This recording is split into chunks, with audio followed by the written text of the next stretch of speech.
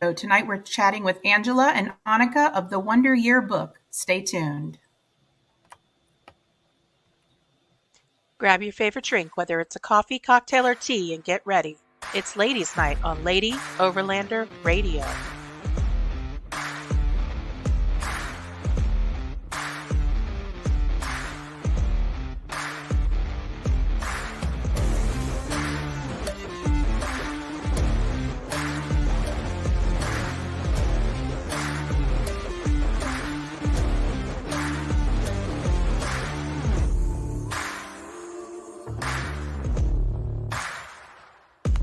The Lady Overlander Radio podcast is sponsored by Frontrunner Outfitters, Midland Radio, Go Treads, Sport Keg, CB Adventure Supply, Adventure Trail Outfitters, Overland Spices, and the More Expo.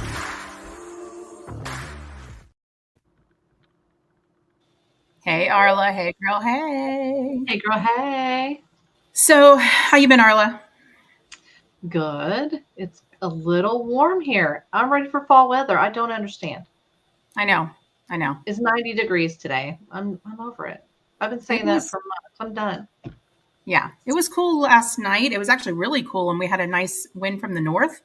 So it was amazing. We had the windows open. It was wonderful. Today got hot again. So and we're still waiting for the AC repair guy. So it's a little toasty in here, but we're making do. The AC, so it's one of those 20-year ACs, and this is a 20-year-old cabin, and I guess it reached its lifetime. So it's. Of course it did. Yeah. Of course it did. Right after you buy it. Of course it did. Mm-hmm. That's fine. Also, the home warranty people said that they don't have anybody in the area that can honor the home warranty, so I have to find them on my own. Yeah. Yay for living in the woods and off grid. Yes. Out in the woods. But anyway. That sucks. So that's not why we're here tonight, though. We're here tonight to chat with these two lovely ladies, Annika and Angela, and we're here to talk about the book that you guys co-wrote with Julie, who could not be with us tonight, called The Wonder Year, a guide to long-term family travel. So we're very excited to talk about this book. We're very excited to meet you guys and get into the weeds with everything and find out all the great tips and trips you guys have to offer. So we're going to start with you, Angela, and go ahead and introduce yourself, and then we'll jump over to you, Annika. Thank you so much for having us here tonight. I'm Angela. I'm originally from Ohio, and I've lived quite a few places across the U.S., and my family was living in the San Francisco Bay Area for nearly 20 years before we launched on our own Wonder Year. My husband and I have 2 kids, both boys, and they were 9 and 12 when we started worldschooling. And prior to that, they'd been enrolled in public schools and in loads of sports and activities before we launched. And just briefly on the professional side, I have an engineering degree and an MBA from Berkeley, and my career background's healthcare and biotechnology before I took a detour in a different direction of life. Very awesome. Thank you. Annika? Yeah, hi, my name's Annika, and I'm from the San Francisco Bay Area. In my earlier life, I'd spent a lot of time with my own family traveling around in a VW bus and had wonderful memories from that. I was a Peace Corps volunteer in Thailand and Laos. And then I got my education degree from Stanford University, and I was a public school teacher for many years. Now I live in Boulder, Colorado, and we were on the road for 1 year with our 8, 9, and 12-year-olds. We went to 7 countries and 3 continents in 1 year and world schooled them. Yeah. Very cool. Arla has how old is she now? 13-year-old? She's 13. She'll be 14 in about 6 weeks. God help me. Yeah. Anyway. And I have 2 14-year-olds and a 12-year-old. So Arla's daughter still goes to public school, trying to convince her to homeschool, but it takes some time. I'm not a teacher. I'm not about that life. I'm sorry. Nope. Yeah. No. It's a challenge, but it's a lot of fun as well. So why don't we go ahead and talk about what gave you guys the idea of writing this book? Who wants to take that one? Yeah, I'll take this one. So when I was in my 20s and working in student travel, I thought I wanted to do that with my own kids one day.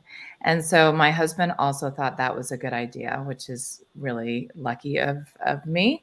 And when I was trying to figure out the nuts and bolts of how to do this and how to educate my kids on the road, because Arla, it's anyone can do it, I promise. And when I started to look at how to do that, I couldn't find a book about it. I could find a lot of disparate information online, but there was no go-to resource out there.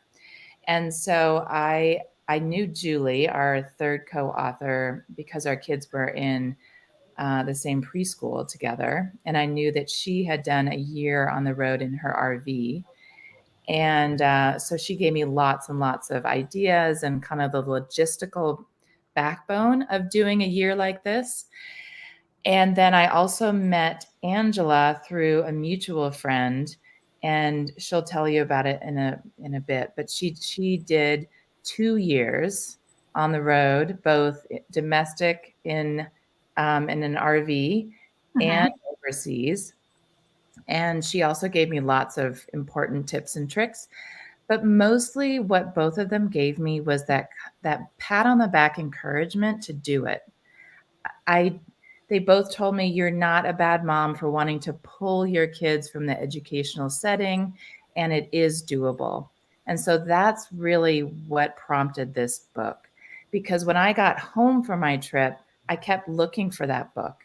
Someone must have written it by now, and nobody had. And so what started keeping me up at night was maybe I should write that book. And so then I reached out to both Julie and Angela because writing it with a friend, 2 friends, sounded like a lot more fun than toiling away by myself. So that's how the book was born. That's And awesome. they said yes, and here we are. Yeah, but that was probably a big leap for you, being a public school teacher, deciding to make that move and pull your kids out of school and travel with them and educate them on the road. That's pretty brave. It seemed like something that not many people around me were doing. And that's why I think, we tried to write our book with that trusted friend approach, that you got this, others have done it, and you can do it too. And these are some of the inside information that would be helpful to you, but also sharing kind of the underbelly, that it's not always perfect, as maybe you two know as well. No, it's not. We actually, like I was saying before the show started, we've been homeschooling, road schooling for the past 6 years, and it's definitely had its ups and downs. And we've tried different curriculums, and we've done unschooling, and we've done hybrid, and we're constantly evolving with the way that we're introducing concepts and ideas to the kids. But it's not as easy as it sounds at times either. So there's some days that nobody feels like doing school, and some of those days we just don't do it that day, and I think that's okay. But I don't think that we don't really do like a regular structured school day normally. They have their classes that they have to do now. They get them done. Some of them prefer to do it in the morning. Some do it in the evening. Some do it in the middle of the day. We kind of just go with the flow. And I think that blows people's minds, though, because I was staying with a friend recently, and her kids had to go to bed at 8:30 because they had to be up at 5:30 for school in the morning. And she said, "Well, what time are your kids going to bed?"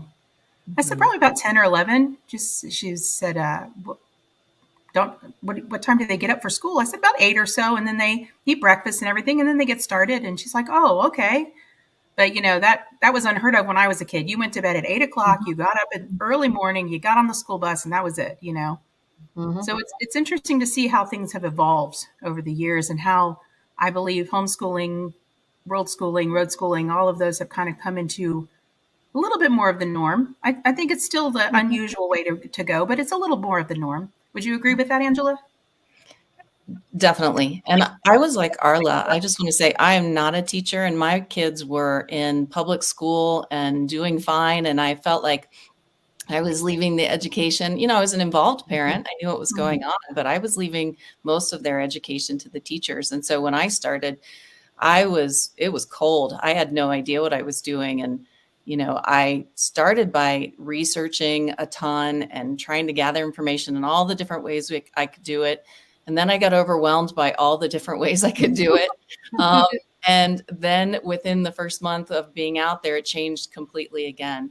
And Misty, I agree with what you're saying. Not only while we were on the road, where I was adapting and changing all the time, but then when we got back home, same with my kids across the subsequent years. Felt like we were always reassessing and reevaluating. But I can do that better because I had been more involved in their education. So, it depends on where you start from, but I agree with Annika. You can do it, and there's a lot of flexibility. Misty, what you were talking about, that flexibility to respond to each kid. What do they need at a certain point in time? What do they need day by day? But then what do they need month by month and year by year? I love being able to adapt to that. And to the last point, you talked about, yes, awareness. I think awareness has changed dramatically, both in terms of homeschooling acceptance and what people think that means and what they know it means, but world schooling and road schooling in particular has really blossomed the last 5 years in particular.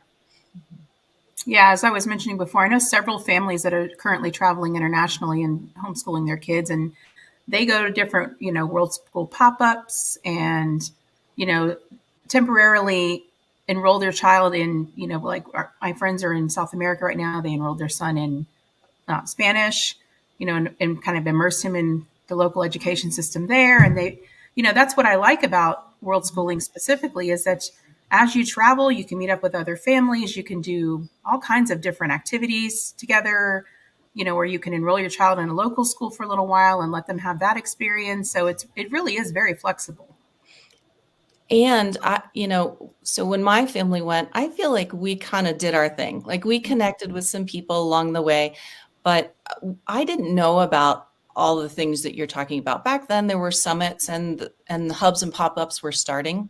Mm-hmm. One of the things we try to do in the book is put all those things on the menu, right? Because if you don't even know what to ask, you don't know what's out there. And you're right, there are so many different ways to do it. We try to break it down into all the ways, you can tap into teachers in the world. So homeschooling, often we're the teachers. You can lean on some other resources, but world schooling and road schooling, you can really be out there and tap into lots of other resources for your kids as well.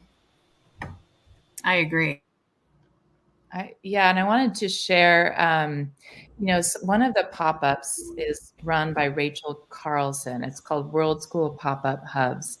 Mm-hmm. And some families have been keeping up with each other over the years, so much so that they had their own prom in Normandy. They rented a castle, and these world school kids had their prom with these lifelong friends that they've been meeting up with. And so there is really a true sense of community out there. And so those are the pop-ups. But then there's also these hubs where people will hire teachers and you can go there for a full month. And sometimes it's, you pay a fee. Sometimes it's a co-op kind of a situation. Mm-hmm. But there are all kinds of really interesting options these days. Yeah, absolutely. One other piece that's expanding, I feel like now what's happening is that there's new companies also folding in the digital nomad aspect of working remotely. Mm-hmm. So we all got a really big look at working remotely and schooling our kids with distance learning in whatever form that was for people during the pandemic. But it really has opened up, I think, a lot of families thinking about how they can work and educate at the same time. So there's some companies like Boundless Life and Working Without Borders and others popping up that offer kind of a package all in one, accommodations, a place to work, activities and education for both adults and kids. So it really runs the gamut all the way from something like that to still somebody doing it. It's our family doing it on our own on the road. Mm-hmm. That's awesome. So how do you recommend people earn income on the road? You mentioned remote work. Have you guys experienced any different ways of earning income while you were traveling? Well, I'll let Angela speak to this, but I want to share just, really quickly here that We were small business owners as well before we left. We own a vinyl record store in Boulder, Ooh. Colorado, and we really worked, 5 years leading up to our trip, getting managers and everybody ready to hold down the fort. So, we rented out our house, and that was a big source of income for us, especially the places that we went to. Nepal, you can live on not a whole lot of money. Maybe you'd be hard pressed to spend $100 for a family of 5 for a week. So, the other part of that is just, dialing back your expenses. And there's a recent statistic I just want to throw out that I've just seen that of the digital nomads out there right now, more than 70% have kids with them. So Mm-hmm. I think the stereotype is that it's, a single person, out there working in Bali, but it's really not. Yeah. The digital nomads are more and more family. Yeah, and I think a large portion of them, like you said, are like either single people and young couples just starting out that don't have kids yet. But I've been the last 3 or 4 years, I've seen a lot of families being out there. I know when we first started RVing full time back in 2017, we felt like we were like lone wolves, and then there was a big explosion of full time, family travelers throughout the United States, and then RV parks got really hard to book and all this other stuff. And we switched over, more to overlanding and getting out more remotely and stuff. But we've still, encountered a lot of different families that are doing that, whether they're driving a big, giant rig, or they're doing multiple vehicles like us, or they're van lifing it with just one kid, or however that looks for them. But there are definitely more and more families out there, which I see continuing to grow. And I do think that I think you're right. I think the pandemic really kind of said, hey, I can work remotely and I can also take my kids with me and it's going to be okay, you know? Mm-hmm. So what do you think is the biggest tip you guys can give about a family that wants to start traveling internationally and schooling their children? Well, Angela, yeah, do you want to follow up with that one? And also, she did a lot of research for the book on all the different occupations that people have on the road. Okay. Yeah, I was going to mention, so we have an entire chapter in the book dedicated to financing your trip, whatever your trip looks like. And one of the things we always like to say is sometimes people approach this lifestyle and think you have to have financials that look a certain way. And we're careful not to say, oh, anybody can do it. But we do say almost anybody can do it. And there's so many creative ways to make it happen. I think of it in kind of 3 big categories. There's location dependent work. So people who take on seasonal roles or consulting work or assignments that are for a fixed period of time. And a lot of times they'll like save money and fund their next phase of travel that way. Mm-hmm. And there's all the digital nomads. And that doesn't mean just IT work. Sometimes I think those things get equated, but really it's any job you can take with you. And that can be hugely varied. And then there's also people who take their skills with them. Say they might have a trade skill. They might be a massage therapist, a teacher of some sort. All of those buckets are roles and jobs and professions you can take on the road with you. In the book, we have a page dedicated to just sort of a laundry list of all the things we heard from families over the years that they do. And our list is actually about 1/4 of what we heard.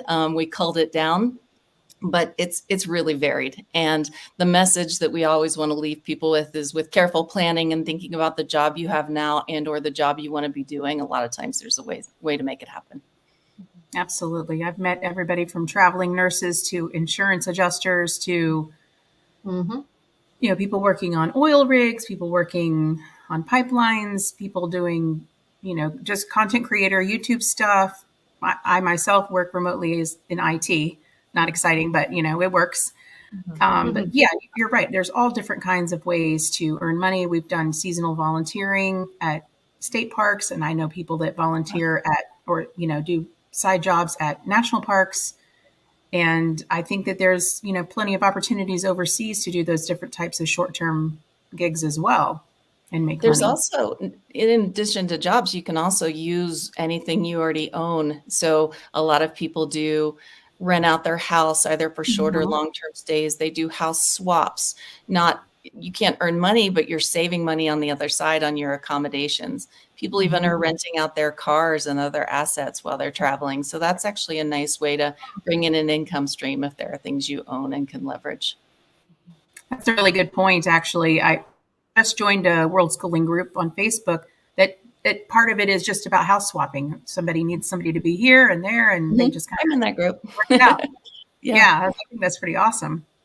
So, what are some obstacles you guys have run into while traveling in world schooling? Have you guys run into any issues or problems in any countries? Hmm.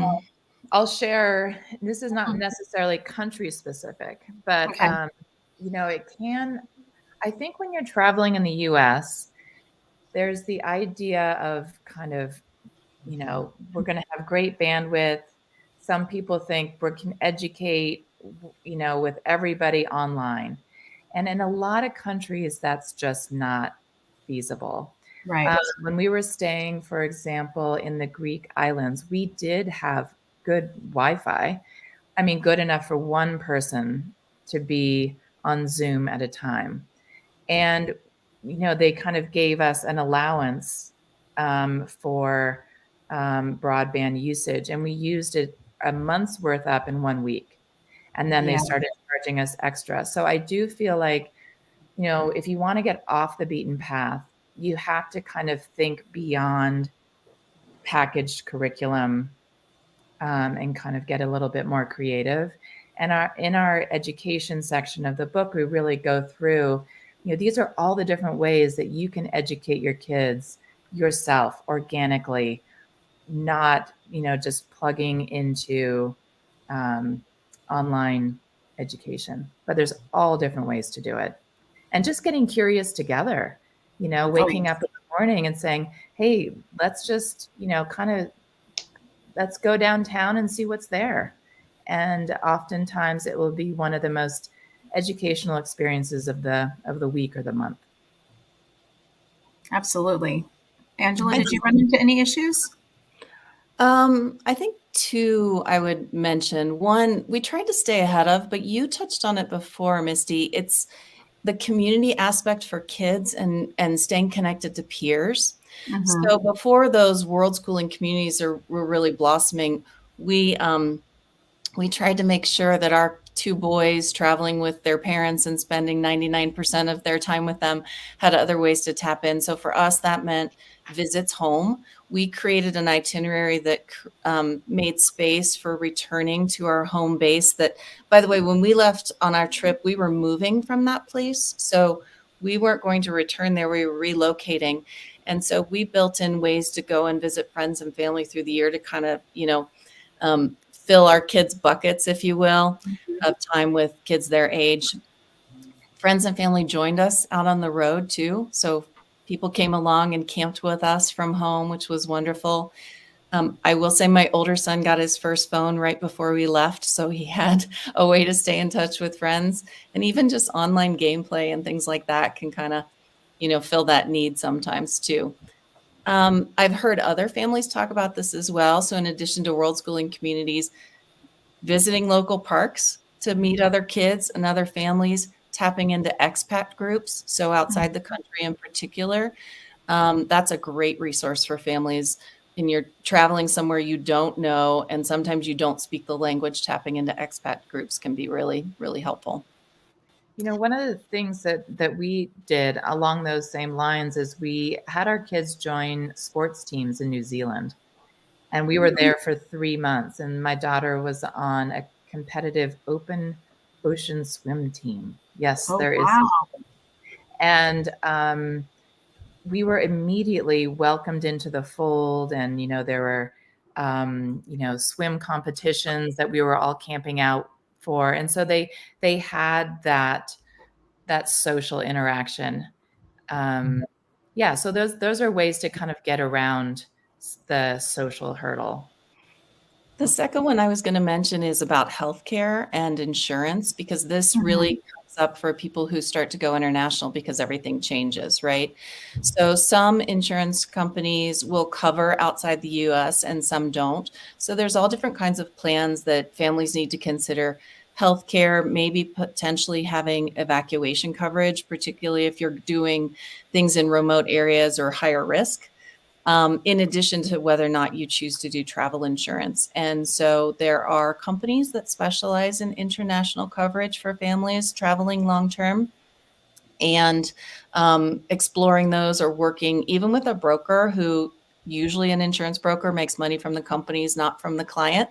Can't speak Mhm. for everyone, but that can be really helpful for shopping around, because that's a confusing aspect for families. And it's one of the most often asked questions about, wait, I'm taking my kids out of the country for 8 months. How do we make sure we're covered in case of emergencies? Yeah, that's a really good point. Just as people that are traveling with pets as well, if they have an unexpected illness, where do you go? What do you do? That's something that I've been researching myself. And we've had some other guests on recently that have talked about not only health insurance and dental, but also travel insurance and auto insurance, and how in every country that you go into, there's a certain process if you're going to bring your vehicle. So there's Mhm. a lot of logistics involved. Mhm. What other Absolutely. logistical type things would you guys recommend people look into? Or I know that you talk about that a little bit in your book, but what would you recommend for people to start researching if they plan on traveling like this? Yeah, it's we do talk about it in the book, and we dedicate sort of a couple of chapters to it. There's one called Travel Logistics, but it shows up other places. Mhm.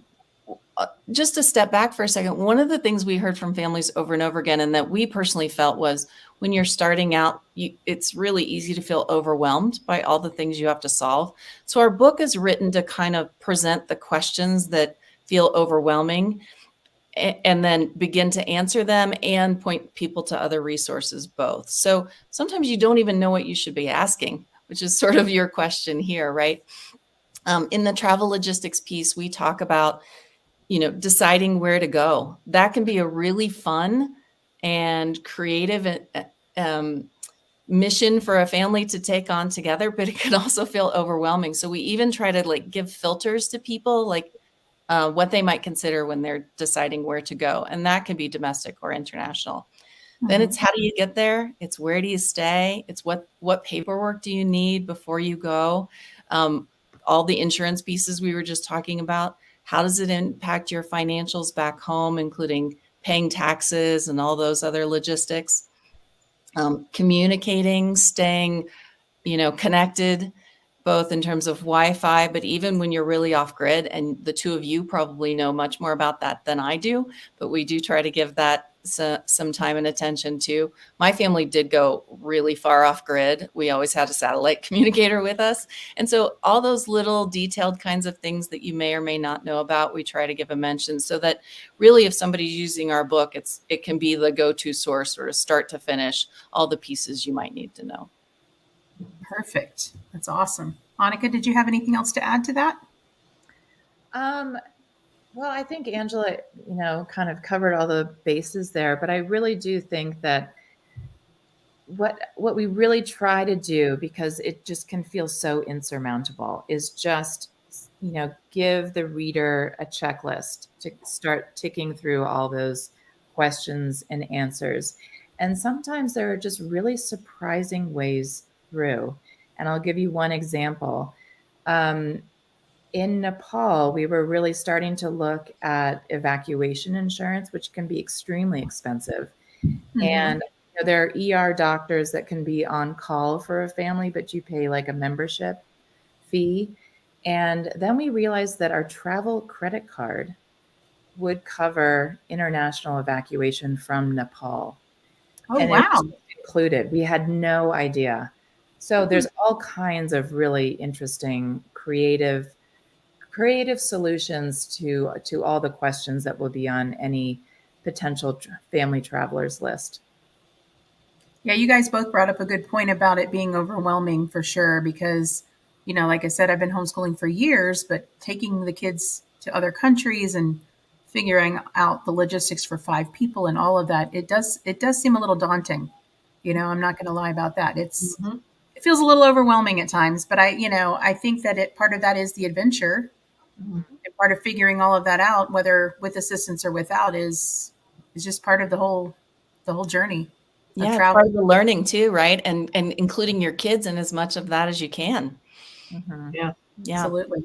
You have such a head start, though. I mean, given what you've done already, it's such a head start. And one of the things somebody shared with us, and we like to share with other families, is for those who don't have a head start, they really, haven't traveled much with their kids yet, is start closer to home and for shorter Mhm. durations, and then build on both of those things. Go further and go longer.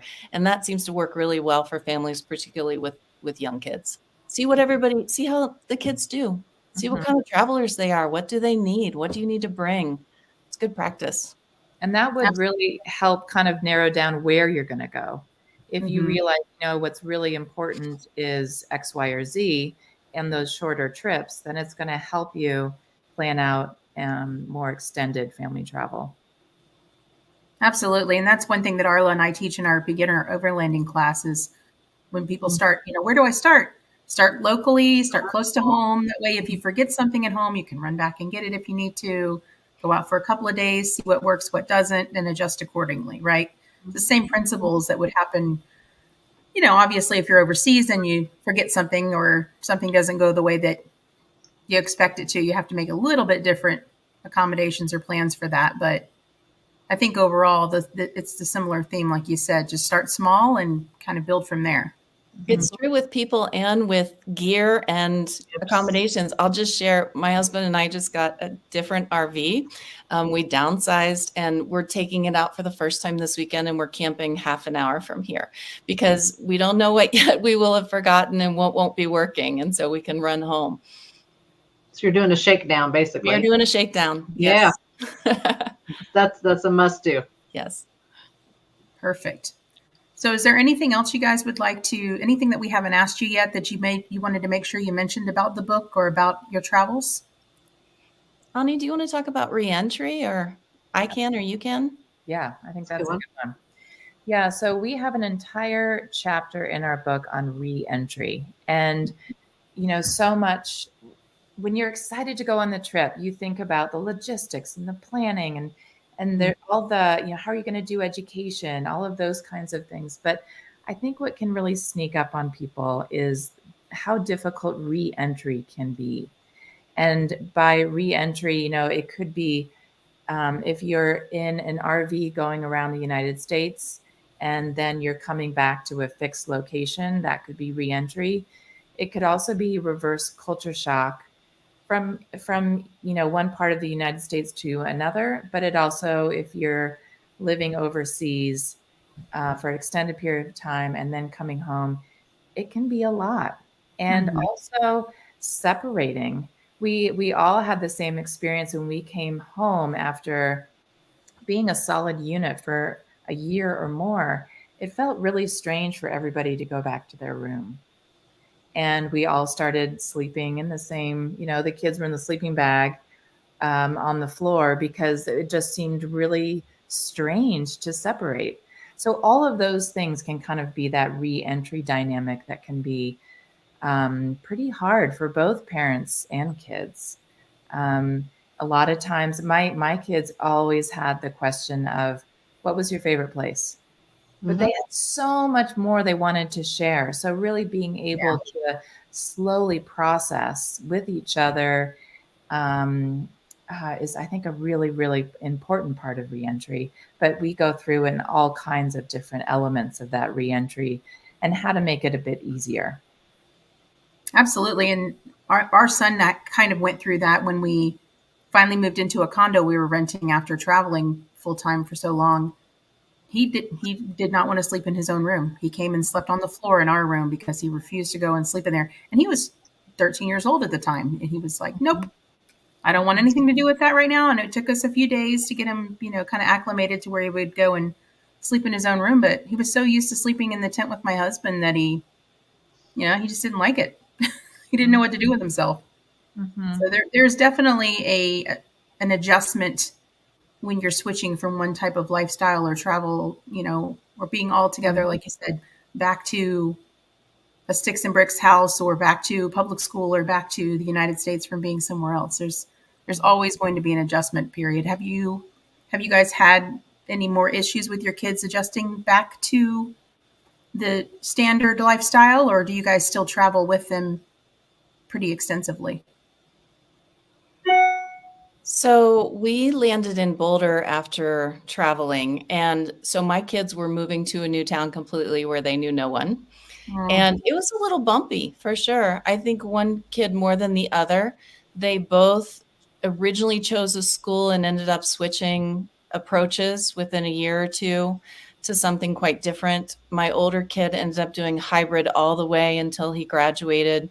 My younger kid switched to a school that looked a lot like world schooling, little funky alternative school that was such a great fit for him. And that happened because of our travel years. But meeting new kids coming off 2 years of living in a really different way, it took some time. Annika is so good about making sure to emphasize, keeping communication really open with your kids is so key through all of this, right? You are choosing a different lifestyle as a family mhm. and involving the kids and having those conversations about the impact on them and giving them a voice in it is so important. And that is, I think, especially important as you try to re-enter, what looks really different than living on the road. Absolutely. Yeah, and I'll add to that my 13-year-old, when she came home, she did not want to be different, right? And so she really didn't want anyone to know that what we'd been doing for the last year. And then the younger kids, they just wouldn't stop talking about it. So all kids are different with Yeah. how they come back. And I will share that my oldest is now studying marine biology at University of Hawaii. And so much of that is, we live in Colorado. She wouldn't have had the exposure to oceans had we not left home. So you never know what kids will pick up as their passion moving forward. So it's just, the whole definition, I think, of world schooling, we talk about this in our book, is really using the world as a classroom and exposing your kids to as much as you can. And even if you can't do it full time, doing it on the weekends, doing it part time. I know like Arla works full time in an office. Her daughter goes to public school, but getting out there on the weekends and going exploring new places and as much as possible is another way that you can do that if you don't have the ability or financial means or whatever to travel like that, or maybe doing shorter trips in the summer when school is out or things like that. There's lots of different ways to expose your children to different cultures and educational options, I believe. We say the exact same thing in the book and in conversation. This is a mindset. It's not necessarily the logistics. It's being curious as you head out the door, and that can be right outside the door. I always think of it when I think of camping, because our family does camp a lot. We spend a lot of time in RVs across the years.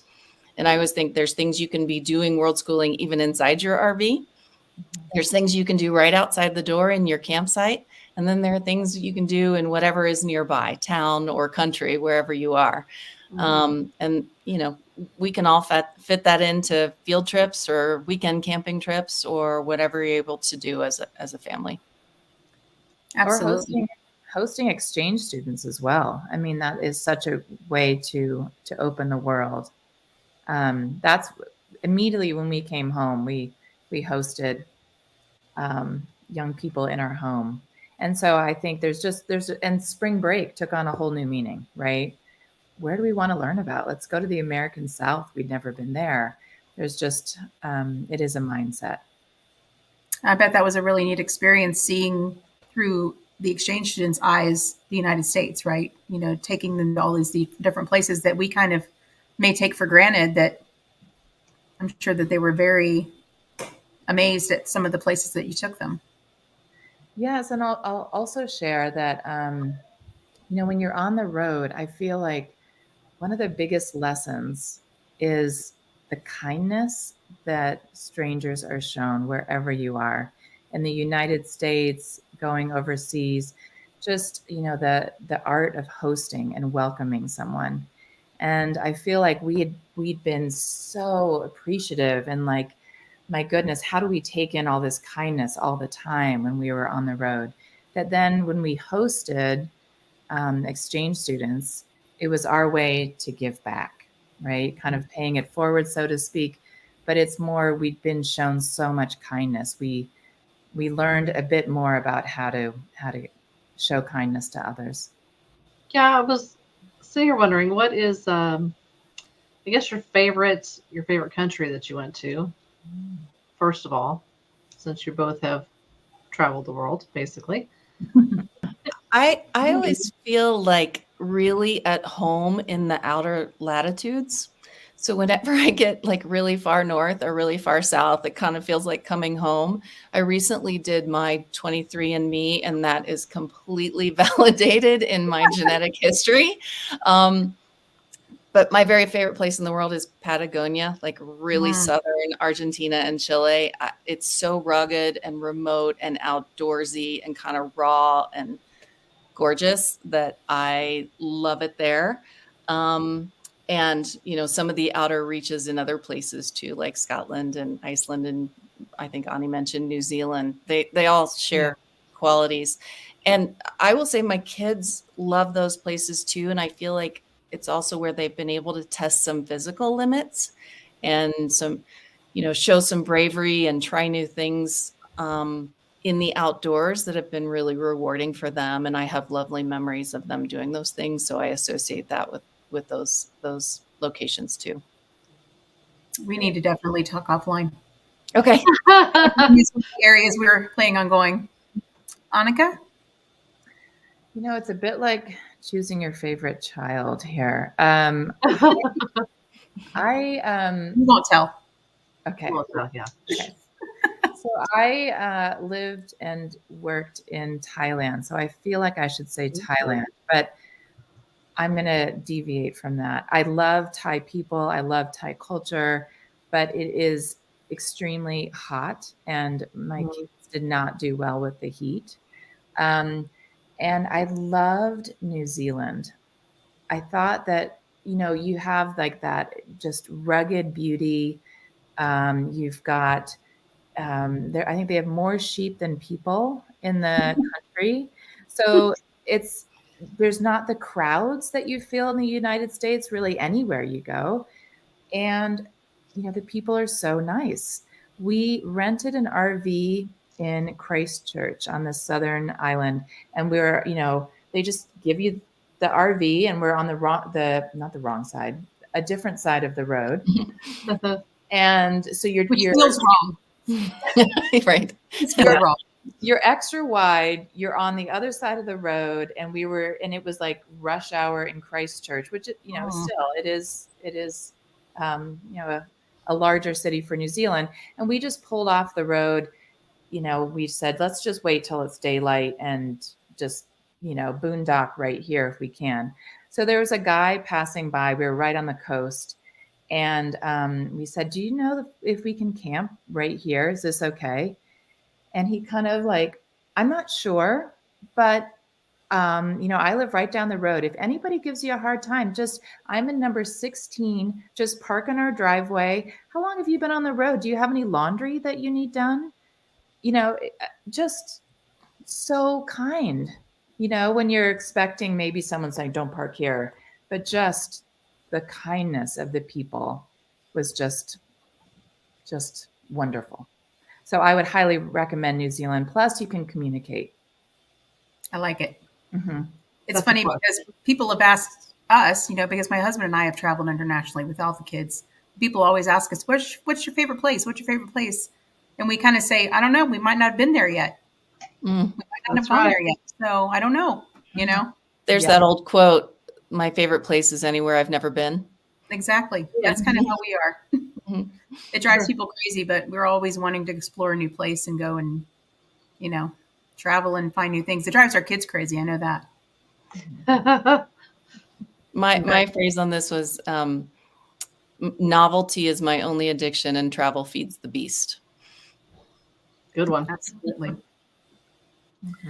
So I put a little ticker on the bottom of the screen. Obviously, you know, your book can be purchased in paperback or in Kindle on Amazon. Are there any other places that you guys have where your book is available?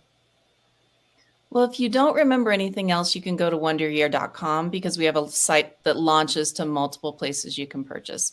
In Perfect. Colorado, you can get it at REI, we're thrilled to say. You can also order on bookshop.org or barnesandnoble.com, and actually many places where books are sold. Awesome. Thank you. And I'll just throw up a little, that's what the book looks There like, we are. folks. So if you're out there wandering around, that's what it looks like. And it's by Julie, Angela, and Annika. Thank you again, guys, so much for being on the show. And we look forward to our paths crossing at some point. And I cannot wait to dive into the book a little deeper. And I'm sure I'll have more questions as I get further along in it. So thank you Reach again, out guys. anytime. We welcome hearing from you. And thank you so much for having us on tonight. Yeah, Absolutely. Thank you so much. Everyone have a great evening, and we'll see you next week.